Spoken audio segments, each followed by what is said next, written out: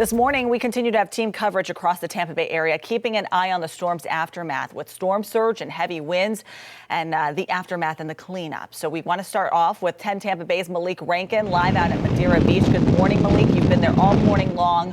What's happening right now? We can see how windy it is. Yeah, if you can tell Mike to send that strange object in the sky our way a little sooner, it'd be very appreciated. It's been windy here for hours and the humidity making conditions pretty chilly for this area. Now I want to show you guys, since we've been out here for a couple of hours, we've seen the water recede. It was high tide in this area at 3:30 this morning, and along Gulf Boulevard, a lot of that impassable. Now I want to show you the dunes here. I'm going to turn my back to the wind here because it's pretty noisy for our microphones. These dunes took a beating from these floodwaters as the storm surge pushed their way in, and you can see just how much of a drop off there is. Now I want to show you the video that we took within the last few hours showing some of the flood damage along Gulf Boulevard. A lot of those streets, as I said, impassable. We saw first responders with their lights on responding to calls, and a lot of those areas you just could not make your way through. We took the Treasure Island Causeway, and a lot of that underwater. We saw cars abandoned in the roads. And you know, we spoke with a woman here who was just recovering from Hurricane Idalia. Her home underwent a bunch of renovations. It was set to be finished in the next week. And now, as you'll hear from her, she's about to start that process all over again. And the water just started to come in through every, doors, through the back doors, through the kitchen. They're coming in Monday to finish the house, and that will not be happening because we're going to have to do it all over again now.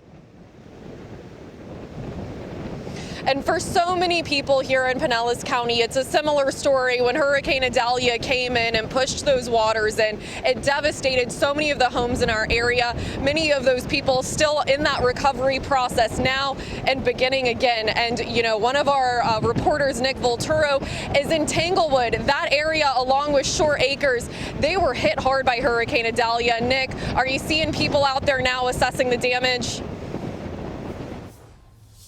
Yeah, thanks, Malik. And we're out here in the Tanglewood community, just outside of Shore Acres, just a neighborhood over that is inundated in water. We're standing on 62nd Avenue and Bayou Grand Avenue. And just take a look at this fire hydrant right here.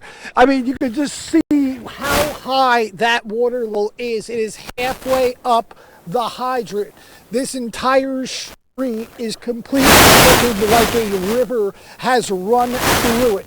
We have seen people walking, taking their shoes off, walking down the roads. There is no access. Police have everything blocked off in all directions. And you can even take a look and you can see there are things like this Verizon box that has just been floating up the road itself. So there's a lot of things that are all blocked off because there's a lot of damage here. Now, we are being told by neighbors this is something that usually takes place in this area. Just take a look at the car right behind us. You can see how high the water level is. It is up ahead above the wheels. So this is going to take a while to drain. Like we said, if you take a look, you can see police are blocking it off, making sure nobody continues to come down the street. And just to give you an idea of the water level, just in case you can't tell from this, you can see right now that I'm about 6 foot tall, and you can take a look, you can see how much water is on this road right now. So if you're going to be coming down the street, just heed precautions, turn around if you can't see the road below you, and don't risk it. Don't take the chance.